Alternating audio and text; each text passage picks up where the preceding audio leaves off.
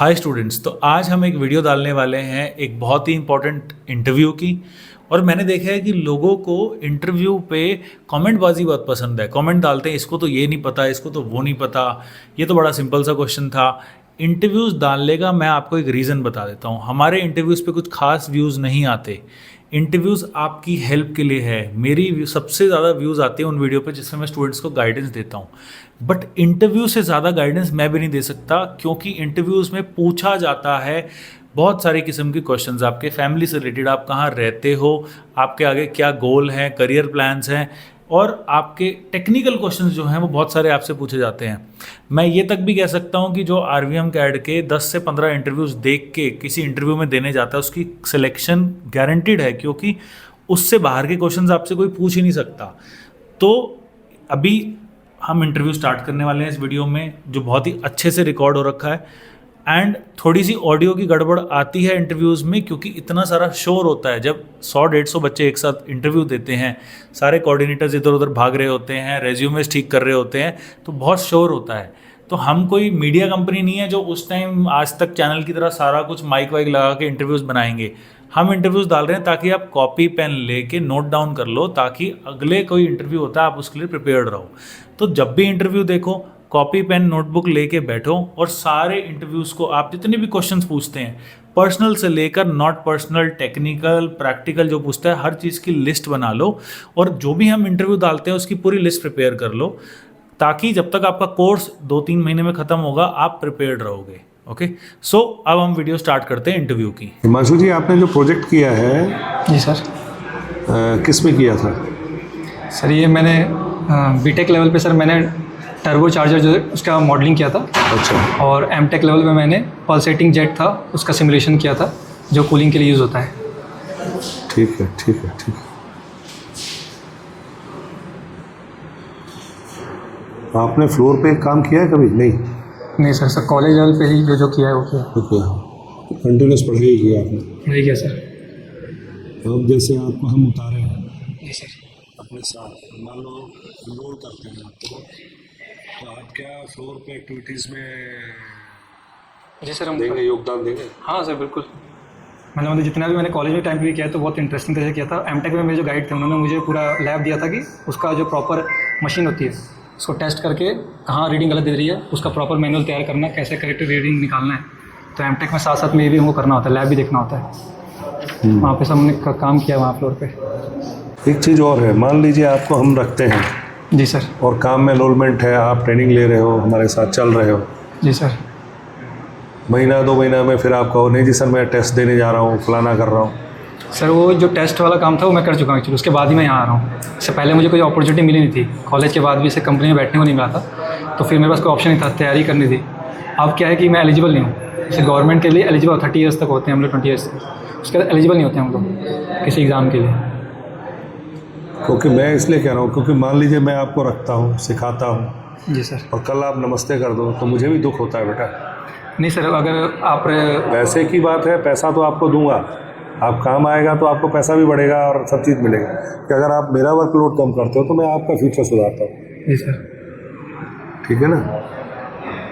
मेरा मानना सर है वो हमको भी एक एथिकल एस्पेक्ट होता है कि अगर किसी ने हम पे ट्रस्ट किया है, काफ़ी गैप है मेरा भी, तो हम भी रेसिप्रोकेट करेंगे, ऑब्वियस बात है। मतलब एक एथिकल रिस्पॉन्सिबिलिटी होती है कि अगर किसी ने हम पे ट्रस्ट किया तो हम उस पर वहाँ पे उनका ट्रस्ट को मेंटेन करें। आपके अपने फ्यूचर के लिए सर्टिफिकेट चाहिए, फ्यूचर में कहीं एक्सपेंड करना चाहते हो अपना गोल, कहीं आपको अपॉर्चुनिटी मिलती है 1-2 साल हमारे साथ जुड़ने के बाद, तो हम भी आपको खुशी खुशी विदा करें। जी सर। हमारा मानना ये है। प्रेजेंटली क्या एक्सपेक्ट कर रहे हो आप? सर आपको कम से कम 3 साल हमारे साथ रहना पड़ेगा, 2 से 3 साल। 2 से 3 साल। कितना दे सकते हो?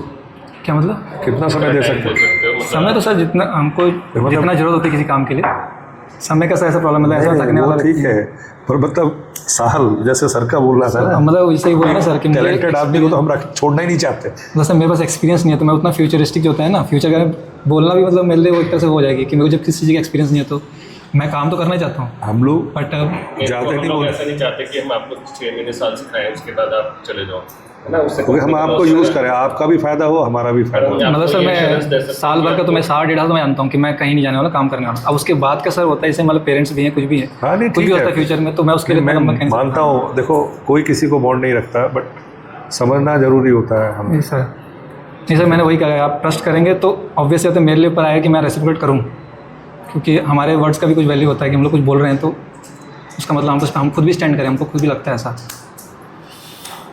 मैं सर काम तो मतलब मैं आराम से कह सकता हूँ, मेरे को जो जितना पता है कि 1-1.5 साल तक तो मेरे को एकदम पता है कि मैं काम करूँगा, उसके बाद का भी करूँगा ही करूँगा, लेकिन उसके बाद मतलब मैं मेरे पास वो एक्सपीरियंस नहीं है जो मैं कह सकता हूँ कि मैं वही आप 3-4 ईयर्स तक आप कह सकता हूँ। आप यहाँ रह कहाँ रहे हो? अभी मैं सर रह रहा हूँ पटेल नगर में। दिल्ली?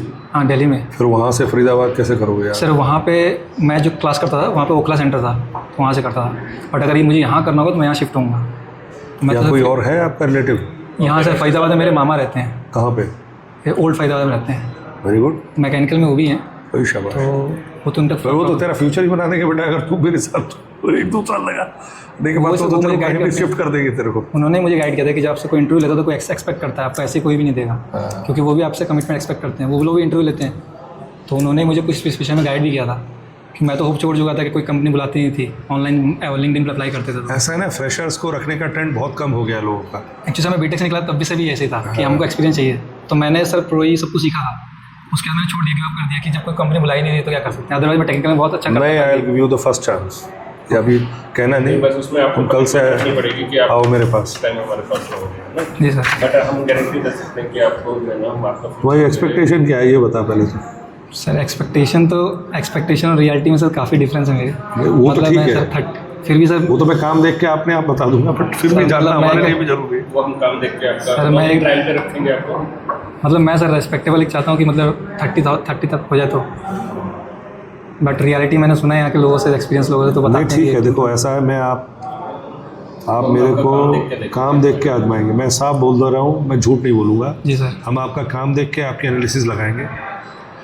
हमारी वर्क्स सीकरी में है, ऑफिस ये बीकानेर मॉल है, कोर्ट के पास, के पास में वहीं बैठना पड़ेगा। बीकानेर वाला EF2 मॉल है, ओल्ड फरीदाबाद रेलवे स्टेशन।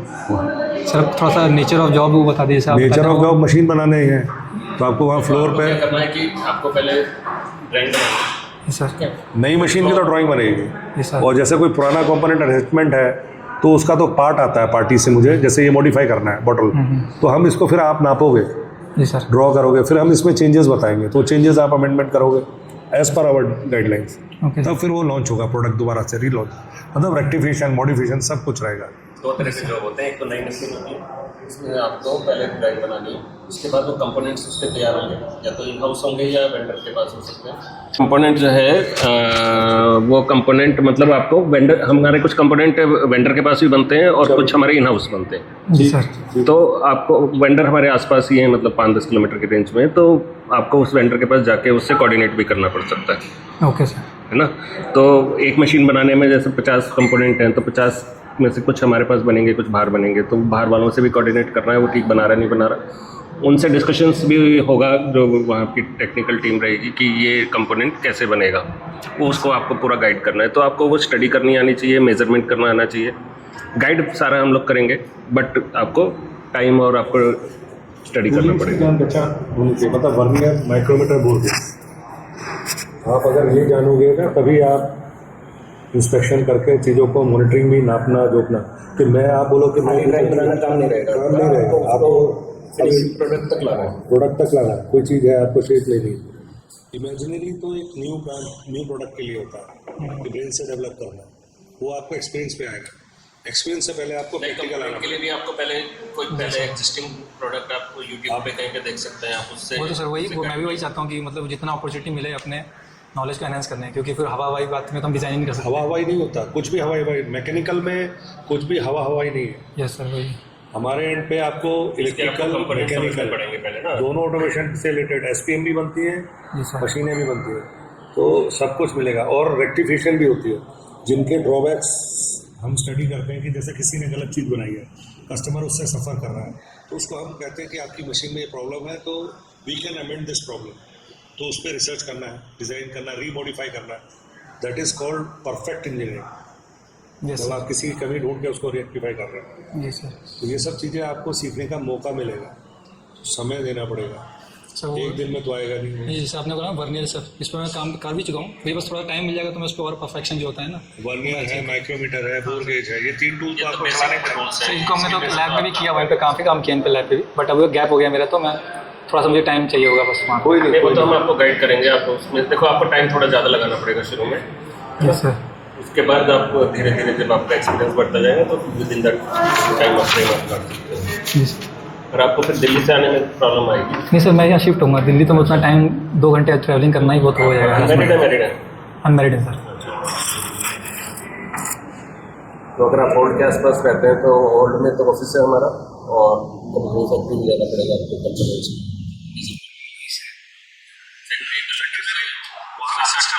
वहाँ भी यहाँ से 16 किलोमीटर, मैं भी जाता हूँ, 19 में रहता हूँ, डेली अप डाउन करता हूँ, जी सर। ऐसा कोई दिक्कत नहीं। नहीं सर, वो भाग दौड़ में सीखने में मुझे कोई प्रॉब्लम नहीं है सर। वो बोलते हैं कि फैक्ट्री में तो करते हैं, वैसा कुछ नहीं टू है। व्हीलर वगैरह टू व्हीलर आता है, कुछ चलाना? हाँ चलाना आता है, ठीक है, लाइसेंस भी है मेरे पास। ठीक है, ठीक, कोई नहीं, will let you know. Okay sir, thank you. Thank you sir.